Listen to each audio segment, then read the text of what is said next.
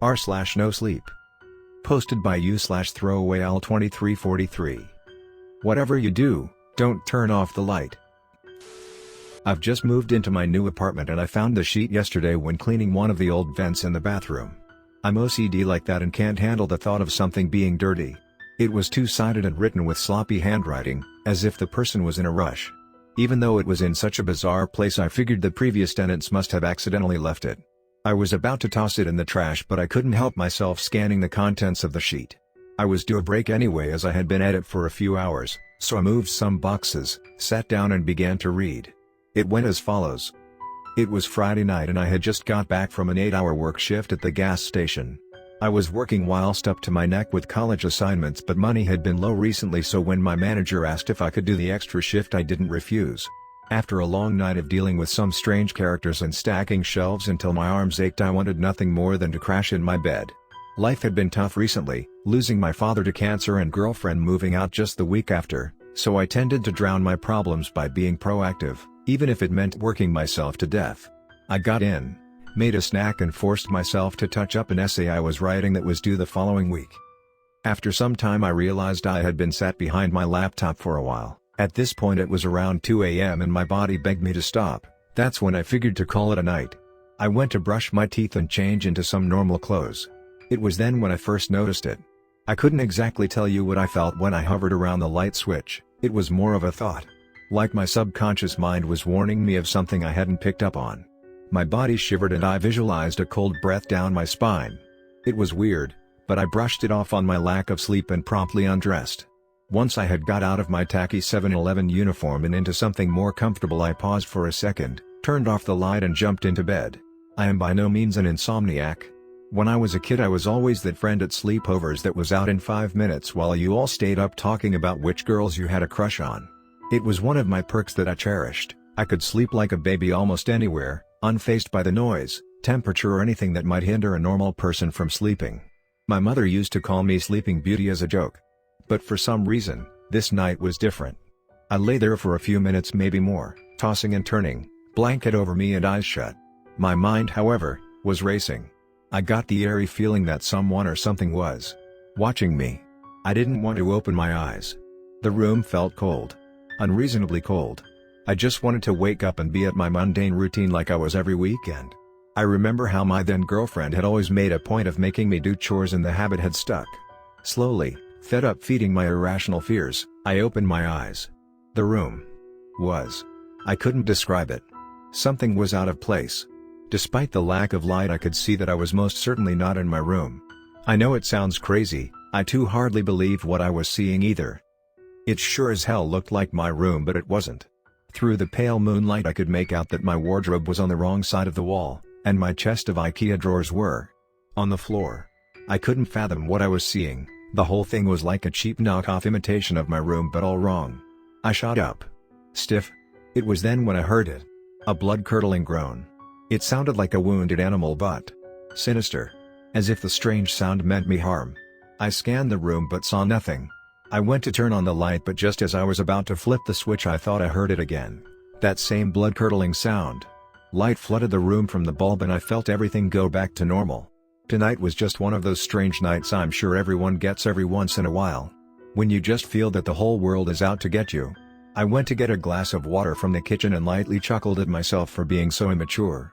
A 23-year-old man thinking he was being haunted by the paranormal. After gulping down the water and letting it moisten my now dry mouth, I headed back to bed again, trying to salvage the last few hours of sleep I could catch before having to get up. The light was still on. As my finger rested on the switch I felt it. It was as if my mind was perceiving something that I wasn't, warning me.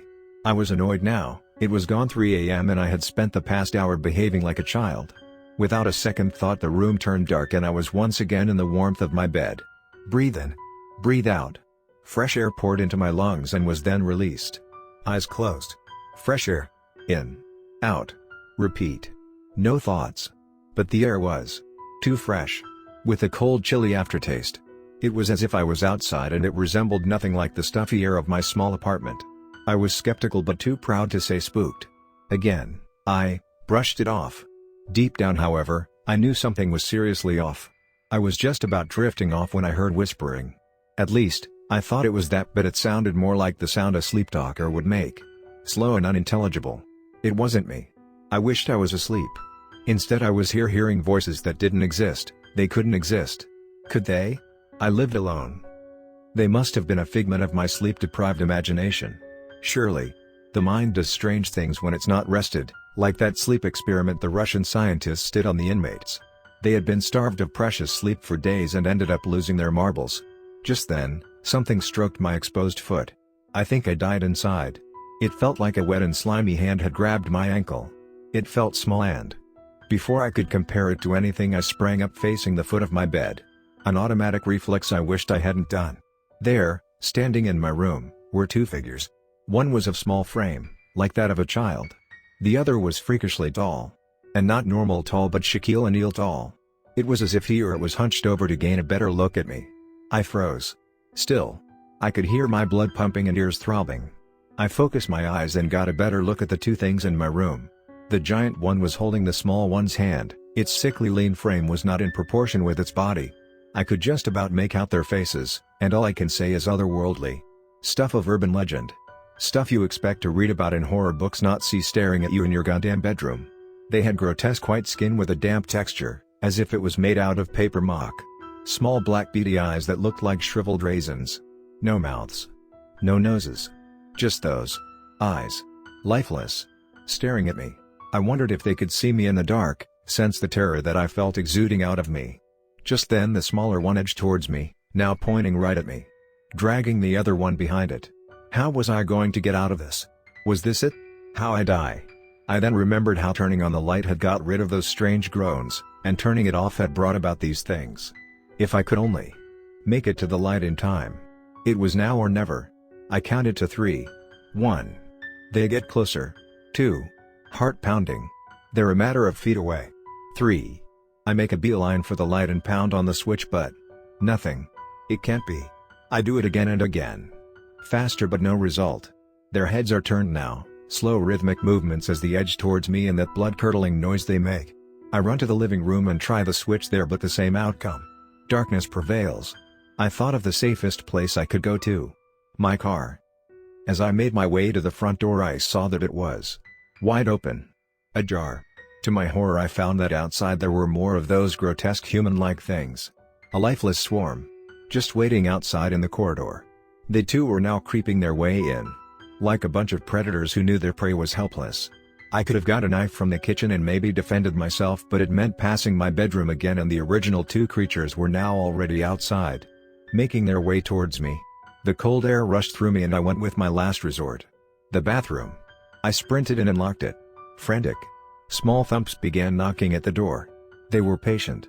Very patient. I looked up and my heart sank. It had just hit me that my bathroom had no windows. I couldn't help but stretch a broken smile across my face. I'm going to die because I cheaped out for the crappy apartment with no windows in the bathroom. More thumps. I found the paper and pen on the floor a few moments later. That's funny, I didn't remember leaving them there, but was I really in a position to question reality at this point? My fate was probably long determined. I've written all I have to say now. The last line read. I can't see the morning light seeping through the crack of the door. It's still dark. And cold. Awfully cold. Just those rhythmic thumps every so often that keep me awake. It's been hours, maybe days. I've lost track of time. I get up only to try the tap, but nothing comes out. I don't think I'll last much longer.